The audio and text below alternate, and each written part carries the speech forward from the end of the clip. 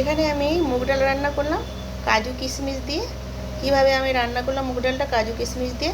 এই ডালটা কিন্তু ভাত দিয়ে খাওয়ার জন্যই করলাম, কিন্তু তরকারি কোনো দরকার লাগবে না। এই ডাল হলে কিন্তু ডাল দিয়ে ভাত খেয়ে নিতে পারবেন।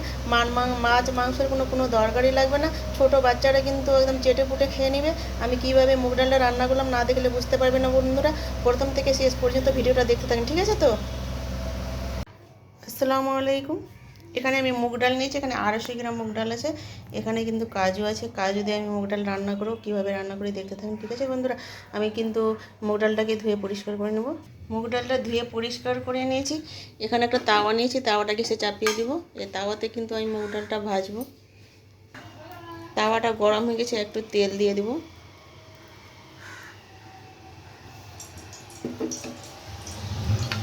এখানে কিন্তু আমি কাজু কাজু তো নিয়েছি, কিন্তু 2-4টা কিন্তু কিশমিশ নিয়ে নিয়েছি।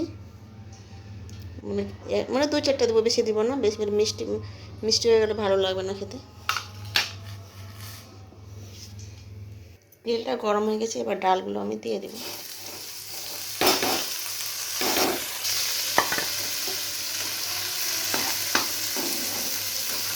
একটু ভালো করে ভেজে নিতে হবে।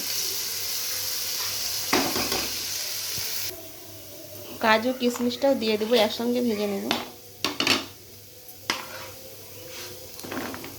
এই ডালটা মুগের ডালটা খেতে কিন্তু খুব সুন্দর লাগে।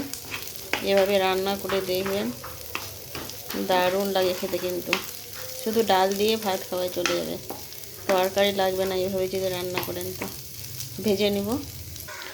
ভাজা কিন্তু হয়ে গেছে, এবার আমি নামিয়ে নিব। এখানে একটা কড়াই আছে, আমি কড়াইটা চাপিয়ে দিলাম।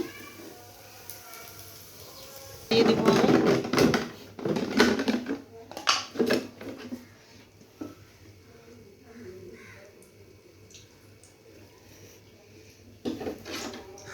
তেলটা গরম হয়ে গেছে, পেঁয়াজগুলো আমি দিয়ে দেব।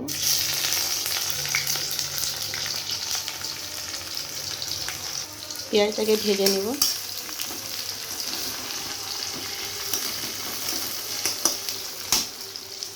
পেঁয়াজটা ভাজা হয়ে গেছে, একটু আদা রসুনের পেস্ট দিয়ে দিলাম। একটু দিতে হবে, বেশি দিতে হবে না, কিন্তু বেশি দিলে কিন্তু ভালো লাগবে না খেতে। না, একটু দিলাম, 1 চিমটি। আমি এটাকে একটু ভেজে নেব। মশলাটা ভাজানো হয়ে গেছে, এবার আমি লবণ আর হলুদ দিয়ে দিব। একটু নেড়ে চেড়ে নেব, জাল দিব না, একটু নেড়ে চেড়ে শুধু নিলেই হবে।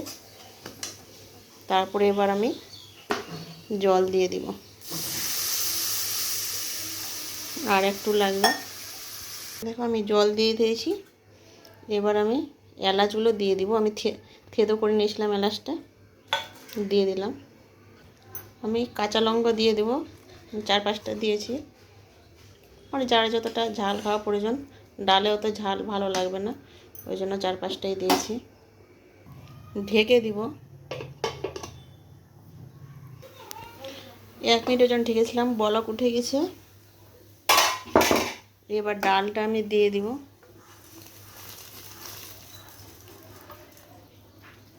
মুছে দিয়ে দিব। ডালটা দেওয়া হয়ে গেছে, এবার আমি ঢেকে দিব।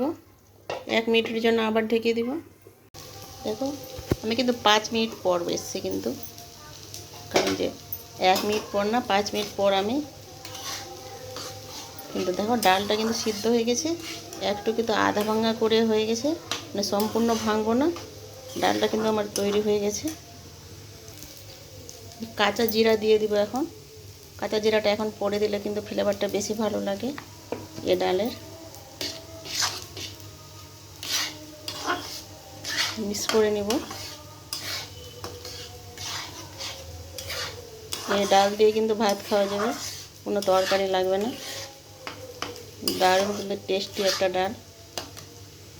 দেখো ডালটা আমার কিন্তু তৈরি হয়ে গেছে, এবার আমি বাটিতে ঢেলে নেব। দেখো আমি ঢেলে নিয়েছি, কত সুন্দর হয়েছে ডালটা, দারুণ হয়েছে না? এখানে ভিডিওটা শেষ করলাম। আল্লাহ হাফেজ।